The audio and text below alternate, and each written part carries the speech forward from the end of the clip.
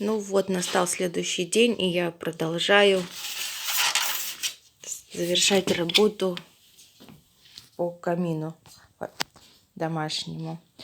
Хотела рассказать, как я придумала сделать кирпичики на камин. Я купила потолочную плиту, вот такую вот с квадратиками, и разрезала вот здесь по линии, то есть на квадратики, и потом эти квадратики еще пополам. Вот, конечно, плита это не дешевая, у нас она стоит 170 рублей квадратный метр, но быстрого и проще варианта я еще пока не нашла. И вот что у меня получилось. Вот такие вот кирпичики смотрятся очень даже ничего. Заднюю стенку хотела приклеить картон, но приклеив, оказалось, что он перевешивает. Тяжеловат. И я купила плитки, потолочные плитки, и заклеила заднюю стенку.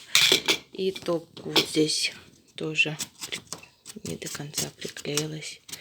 Тут вот. Здесь я тоже планирую сделать кирпичики сбоку, но остальное все покрашу. Смотрится как настоящие кирпичики. Вот нарезала. Вот такие вот кирпичики получаются. Даже сначала я вымеряла на половинке, но потом не стала этого делать, и приблизительно на глаз. Но даже неровности какие-то незаметны и выглядит естественно. Так, купила еще вот такой вот плинтус декоративный. Он такой бежево-золотой. Вот. Плинтус этот я буду делать вот сюда.